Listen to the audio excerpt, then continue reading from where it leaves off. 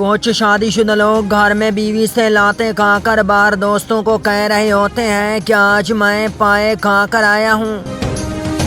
اگر عورتیں تعویذ لینا چھوڑ دیں تو آدھے سے زیادہ پیر مستریوں کے ساتھ دیہڑی کرتے نظر آئیں گے۔ پاکستان دنیا کا واحد ملک ہے جہاں کاکے کے کھیلنے کے لیے کھلونے کی بجائے نئے کاکے کو جنم دیا جاتا ہے۔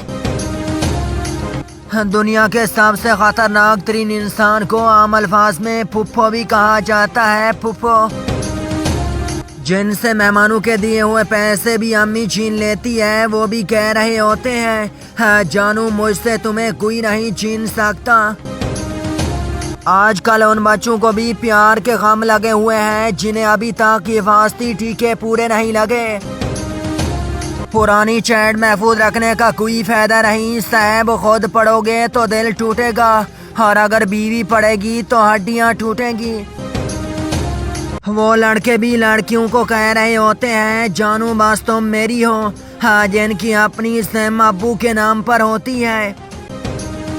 اللہ دین کا چراغ اور میک اپ شدہ عورت کو اگر رگڑا جائے تو اندر سے جن نکلتا ہے۔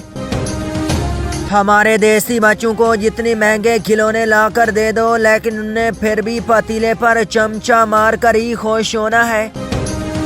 موبائل لینے کے بعد اور شادی کرنے کے بعد ایک ہی افسوس رہ جاتا ہے، تھوڑا سا صبر کر لیتا تو اچھا ماڈل مل جاتا۔ تقریباً ہر خاندان میں ایک ایسا انسان ضرور ہوتا ہے جو ساری لڑائیاں کروا کر کہہ رہا ہوتا ہے میری تو دلی خواہش ہے کہ سب مل جل کر رہیں۔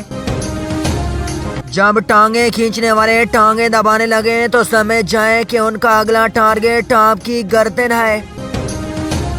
کبھی کبھی بھوک نہ لگنے کے باوجود بھی فریج میں رکھی چیزیں اس لیے بھی کھانی پڑتی ہیں کہ کہیں دوسرے بہن بھائی نہ کھا جائیں۔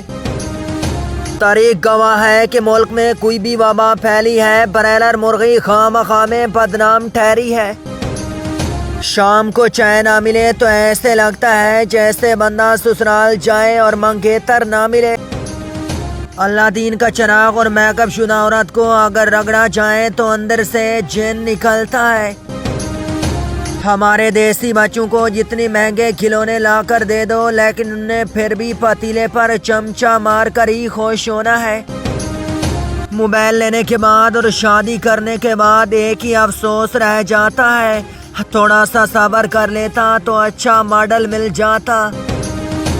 تقریباً ہر خاندان میں ایک ایسا انسان ضرور ہوتا ہے جو ساری لڑائیاں کروا کر کہہ رہا ہوتا ہے میری تو دلی خواہش ہے کہ سب مل جل کر رہیں۔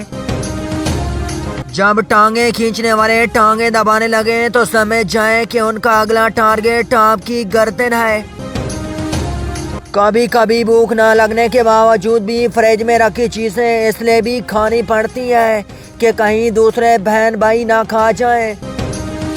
تاریخ گواہ ہے کہ ملک میں کوئی بھی وبا پھیلی ہے برائلر مرغی خواہ میں بدنام ٹھہری ہے۔ شام کو چائے نہ ملے تو ایسے لگتا ہے جیسے بندہ سسرال جائے اور منگیتر نہ ملے۔